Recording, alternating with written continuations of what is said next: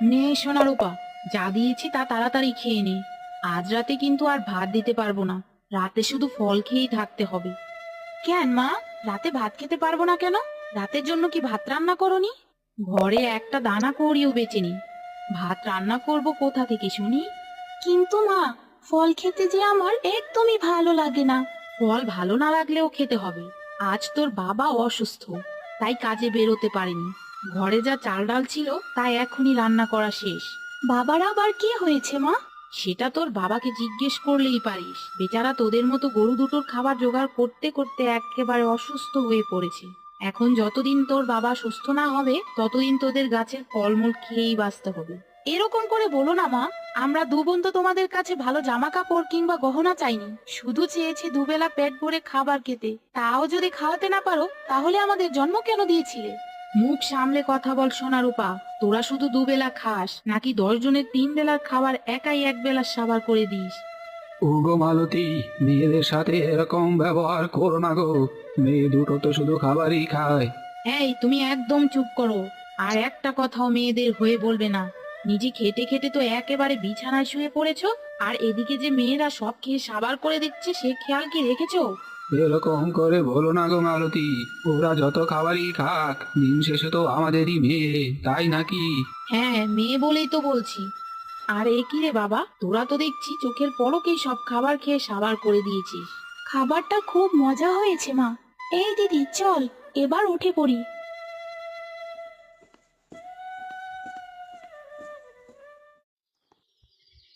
বাহ রতন দা, তোমার নতুন ভাতের হোটেলের খাবারগুলো তো খুবই মজা, খেয়ে বেশ মজা লাগলো। ভালো লাগবে না কেন? আমার হোটেলের রান্না যে একেবারে স্পেশাল, হা হা হা। তা এবার বিলটা দাও কেমন? হ্যাঁ দিচ্ছি।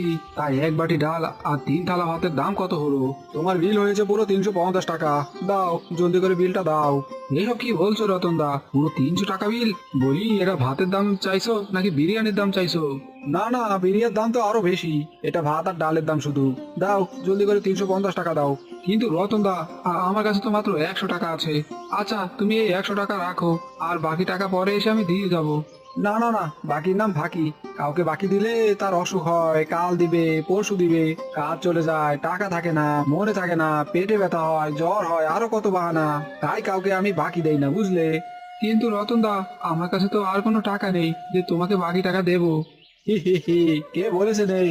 ওই তো তোমার ছাগলটা বেঁধে রেখেছো, ওই ছাগলটাই না হয় আমাকে দিয়ে যাও, পরে টাকা হলে এসে সারিয়ে নিয়ে যেও, কেমন? ব্যামলদা, আর কথা না বাড়িয়ে কথা বাবু যা বলেছে তা মেনে নাও। যাও, টাকা নিয়ে পরে এসে ছাগল নিয়ে যেও। তোমরা এটা আমার সাথে একদমই ভালো করলে না। দেখো, বিধাতা একদিন তোমাদের উচিত শিক্ষা দিবে।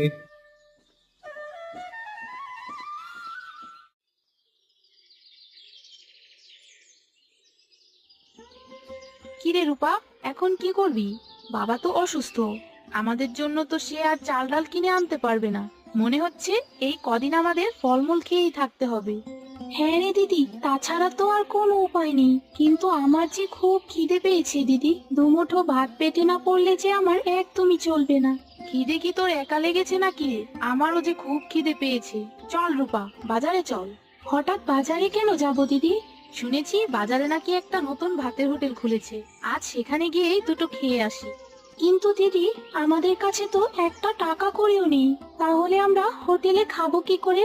কি করে খাবো সেটা তুই আমার উপর ছেড়ে দে রূপা। এবার জলদি করে চল, নতুন ভাতের হোটেলে গিয়ে দুটো খেয়ে আসি।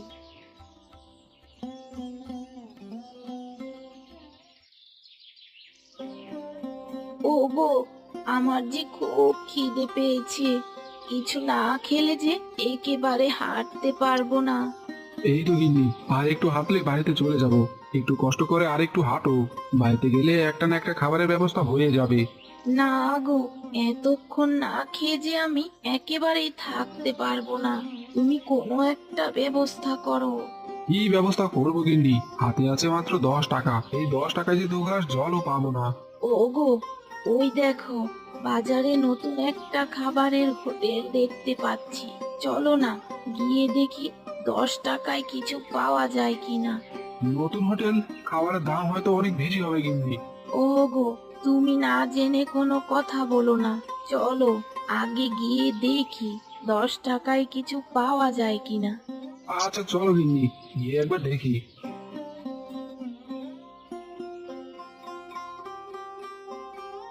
আরে ও ভাই, বাজারে এই হোটেলটা নতুন দেখছি।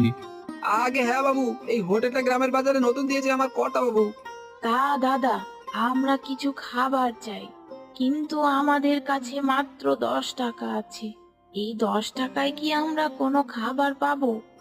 আসলে দিদি, মাত্র 10 টাকায় তো কিছুই পাওয়া যায় না। তাছাড়া এই কালু, তুই থাম।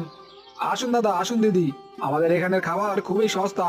আসুন, পেট ভরে খাবার খেয়ে যান। কিন্তু দাদা, আমাদের কাছে মাত্র 10 টাকাই আছে। এই 10 টাকায় কি আমরা কোনো খাবার পাবো? কি যে বলেন না দিদি, কেন পাবেন না? অবশ্যই পাবেন। আরে এই কালু, এই দাদা দিদির জন্য কিছু খাবার নিয়ে আয় তো। আগে কর্তা বাবু, এখনই আনছি। দিদি, আপনারা টেবিলে গিয়ে বসুন। দিদি, আপনারা পেট ভরে খান, কোনো কিছু খেতে ইচ্ছে করলে শুধু আমাকে বলবেন, কেমন? ইস, মাছের কি ঘ্রাণ আসছে নাকে। টাকা থাকলে মাছ দিয়ে ভাত খেতে পারতাম। আরে এই কালু, দিদির জন্য এখানে এক বাটি মাছের তরকারি নিয়ে আয়। দাদা, আসলে আমাদের মাছ কিনে খাওয়ারও টাকা নেই। কোনো সমস্যা নেই দিদি, আপনার মনটা মাছ খেতে চেয়েছে, না খেতে দিলে কি আর হয় বলুন? টাকা পয়সা তো অনেক আসবে যাবে, কিন্তু মজার মজার খাবার চলে গেলে কিন্তু আর আসবে না। আগে হ্যাঁ মশাই, আপনার মতো মানুষ হয় না। ইস, কি সুন্দর মাংসের ঘ্রাণও আসছে। বলি মশাই, মাংসটাকে রান্না করে? এই হোটেলে সবাই আমি রান্না করি দাদা। এই কালু, দাদার জন্য এক বাটি মাংস কষা নিয়ে আয়। না না মশাই, মাংস কষা আমার লাগবে না। তাছাড়া মাংস কষা খাওয়ার টাকাও যে আমার কাছে নেই। কি যে বলো না দাদা, টাকা নেই বলে শখের খাবার খাবে না? তা হবে না, তা হবে না। আরে এই কালু, জলদি করে এখানে এক বাটি মাংস কষা দিয়ে যা। আপনার মতো মানুষ হয় না মশাই। আপনি যেভাবে আমাদের খাওয়াচ্ছেন, এভাবে যদি সবাই সবাইকে খাওয়াতো, তাহলে দেশটা কতই না সুন্দর হতো। দিদি, ওই দেখ, বাজারের নতুন ভাতের হোটেলটা। ইস, হোটেলের খাবার থেকে কি সুন্দর ঘ্রাণ ভেসে আসছে। হ্যাঁ রে রূপা, তাই তো দেখতে পাচ্ছি। আহা, খাবারের ঘ্রাণে যে পেটটা আমার কেমন যেন ছুঁই ছুঁই করছে রে। কিন্তু দিদি, আমরা হোটেলে খাবো কি করে? আমাদের কাছে তো কোনো টাকা পয়সা নেই। তোর এই দিদি থাকতে টাকা পয়সা নিয়ে ভাবছিস কেন রে রূপা? চল, জলদি করে চল। দাঁড়া দিদি, এই মহিলা আর লোকটা খেয়ে যাক, তারপরেই আমরা খেতে যাব। ঠিক আছে, তাহলে একটু দাঁড়া। বাহ মশাই, আপনার হোটেলের খাবারগুলো খেয়ে খুবই মজা পেলাম। মজা করে যেহেতু খেয়েছেন, এবার তাহলে বিলটা দিন দাদা। আপনারা খেয়েছেন এক বাটি মাছের তরকারি, এক বাটি মাংস কষা, আর পুরো 4 প্লেট ভাত, সাথে 7 গ্লাস জল ফ্রি। আপনাদের বিল এসেছে মোট 1220 টাকা। কি, 1220 টাকা? এ তো অনেক টাকা মশাই। কিন্তু আপনি তো বলেছিলেন 10 টাকাতেই আমরা খেতে পারবো। হ্যাঁ দিদি, তা তো বলেছি। 10 টাকায় মাত্র 2 গ্লাস জলের কথা বলেছি, কিন্তু আপনারা তো জলের সাথে মাছ ভাত মাংস সবই খেয়েছেন, তাই তার দামও তো আর 10 টাকা নয়, তাই না? এসব কি বলছেন মশাই? এত টাকা এখন আমরা কোথা থেকে দেব? আমাদের সাথে যে 10 টাকার বেশি 1 টাকাও নেই। কে বলেছে আপনাকে টাকা দিতে হবে দিদি? আপনার ওই গলার সোনার হারটা দিলেই সব দাম চুকে যাবে। দিন দিন, জলদি করে ওই গলার হারটা আমাকে দিয়ে দিন। না না মশাই, এই গলার হার আমার বিয়ের স্মৃতি। এই হার আপনি নিতে পারেন না। এটা নিলে যে আমার অমঙ্গল হবে। কে বলেছে আমি নিয়ে নিব দিদি? আপনি পরে এসে আমার পুরো দাম মিটিয়ে দিলে এই হার আমি আবার আপনাকে ফিরিয়ে দেবো, বুঝলেন? গিন্নি যা বলছে তা দিয়ে দাও, এছাড়া যে আমাদের আর কোনো উপায় নেই।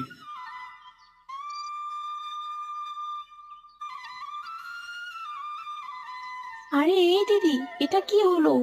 এই হোটেলের মালিক তো আস্ত এক ডাকাত, যে কিনা দিনে দুপুরে সবার সামনে ডাকাতি করে।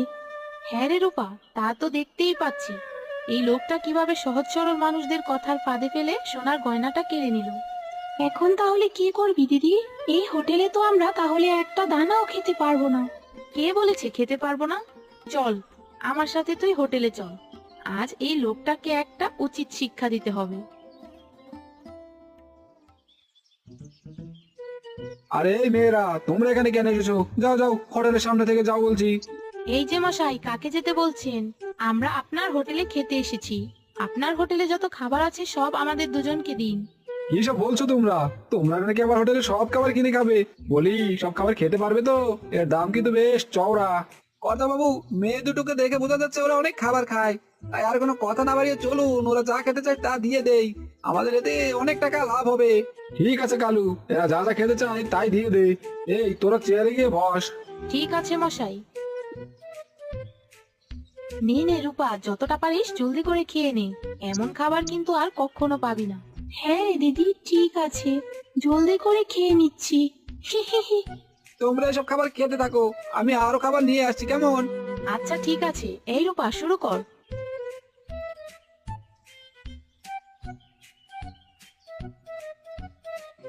দিদি, আমার খাওয়া শেষ, আর একটু খাবারও খেতে পারবো না। হ্যাঁ রে, আমারও খাওয়া শেষ। দিদি, এবার তাহলে বিল কি করে দিবি? সে নিয়ে তুই ভাবিস না রূপা। এই দেখ আমার হাতে এটা কি? আরে দিদি, এটা তো একটা তেলাপোকা। এই তেলাপোকা দিয়ে কি করবি দিদি? এই তেলাপোকা দিয়ে এই হোটেলের মালিককে শায়েস্তা করব। তুই দেখতে থাক। এই যে দাদা, এদিকে আসুন তো। হ্যাঁ বলো, তোমাদের আরো কিছু লাগবে নাকি? লাগবে তো অনেক কিছুই, কিন্তু এই তেলাপোকা মেশানো খাবার আমার একদমই লাগবে না।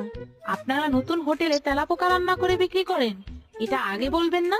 কি রে কালু, কিসের তেলা পোকা? কিসের তেলাপোকা সেটা আপনারাই ভালো জানেন। আমি আজ সবাইকে বলে দিব আপনারা তেলাপোকা মেশানো খাবার বিক্রি করেন। হায় হায়, এ কি করেছিস কালু হতচ্ছাড়া? শেষে কিনা তেলা পোকা ওদের খাবারে দিয়েছিস? এই মেয়েরা, তোমরা কিন্তু এই তেলা পোকার কথা কাউকে বলো না, কেমন? না না না, টাকা দিয়ে যেহেতু আমরা খাবার খেয়েছি, সেহেতু সবাইকে বলে দিব আপনাদের খাবারে তেলাপোকা পেয়েছি। আচ্ছা থামো তোমরা, শোনো, যদি তোমরা এই তেলা পোকার কথা কাউকে না বলো, তাহলে আমি তোমাদের খাবারের দাম নেবো না, বুঝেছো? এই কালু, এরা দুজন কি কি খেয়েছে রে? আগে কর্তা বাবু, ওরা 4 বাটি মাংস কষা, 2 বাটি মাছের তরকারি আর পুরো 100 থালা ভাত খেয়েছে। ওরে বলিস কি, পুরো 2000 টাকার খাবার দেখছি ওরা দুজনই একাই খেয়ে নিয়েছে। আমার ব্যবসা থেকে ওরা লাল বাতি জ্বালিয়ে দিয়েছে এরা। এখন তো ব্যবসায় লাল বাতি জ্বালিয়েছি, যখন সবাই জানবে আপনার খাবারে তেলাপোকা পেয়েছি, তখন পুরো ব্যবসার 12টা বেজে যাবে। ওরে না রে না, আমার এমন ক্ষতি তোরা করিস না। বল তোদের আর কি কি চাই? যা যা চাইবি আমি তাই তোদের দেবো, তবু আমার ব্যবসার 12টা বাজাস নে তোরা। ঠিক আছে, আমরা আপনার ব্যবসার 12টা বাজাবো না, তবে এর বিনিময়ে আমাদের কথা দিতে হবে আপনি আর কারো থেকে বেশি দামে খাবার বিক্রি করতে পারবেন না। সেই সাথে কারো খাবার টাকা না থাকলে তার সর্বস্ব কেড়ে নিতে পারবেন না। কর্তা বাবু, ওরা যা বলে তা মেনে নিন, নয়তো আমাদের ব্যবসা কিন্তু এই গ্রাম থেকে গুটিয়ে পালাতে হবে। তখন কিন্তু আমাদের আমও যাবে, সালাও যাবে। হ্যাঁ হ্যাঁ, আমি তোদের সব কথা মেনে নিলাম। আরো কথা দিলাম, আমি আর কখনোই বেশি দামে খাবার বিক্রি করবো না। সেই সাথে কথা দিলাম, কারো কাছ থেকে খাবারের বিনিময়ে সর্বস্ব কেড়ে নিব না, বুঝেছিস? এবার তোরা দয়া করে আমাকে বল, তোরা এই কথা কাউকে বলবি না। ঠিক আছে, তাহলে আমরাও আর এই তেলাপোকার কথা কাউকে বলবো না। এই রূপা, চল এবার বাড়ি যাওয়া যাক।